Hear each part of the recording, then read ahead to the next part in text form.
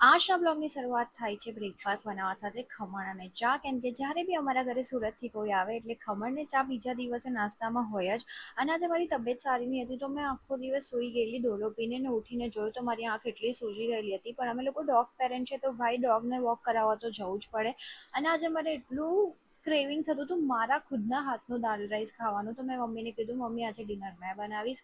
તો મેં દાલ બનાવી, રાઈસ બનાવ્યું ને મેં એક વાયરલ કેરીની ચટણી જોઈ હતી ઇન્ટરનેટ પર. તો વિચાર્યું ચલો આજે એ બી બનાવી દઉં. એના માટે આપણને લાગશે કાચી કેરી, 2 ટામેટા, મરચાં, લસણ અને કાંદો. કાંદા અને ધાણાને ઝીણા ચોપ કરીને સાઈડ પર મૂકી દેવાના છે. અને કેરીની આ રીતે 2 સ્લાઇસ કરીને એક પેનમાં 2 ટેબલસ્પૂન ઓઇલ નાખીને બધાને આવી રીતે મૂકવાનું છે. મતલબ ઊંધી સાઈડ રીતે મૂકવાનું છે, થોડી વાર થવા દેવાનું છે. મારી પેન નાની હતી તો મેં ચેન્જ કરી અને જોઈ શકો છો આવી રીતે બસ બધી વસ્તુ બરાબર થઈ જવી જોઈએ. અને એને એક સિલવટ્ટામાં કાઢવાનું છે પણ મારી પાસે નાનું હતું તો મેં વિચાર્યું એક બાઉલમાં કરી દઉં. બસ પછી કાંદા અને ધાણા નાખવાના છે, મરચાંની ભૂકી, સ્વાદ અનુસાર મીઠું નાખીને બરાબર એને પીસી લેવાનું છે. અને આવી પેસ્ટ નહીં થઈ જાય ત્યાં લગી એને પીસવાનું છે. પછી મેં રોટલી બનાવી દીધી. અને જ્યારે આટલી ગરમી થઈ જ છે, આટલો પરસેવો થયો છે તો મેં વિચાર્યું મારી પથારી બી ક્લીન કરી દેમ તો સીધું ખાઈને સૂવાનું જ રહી.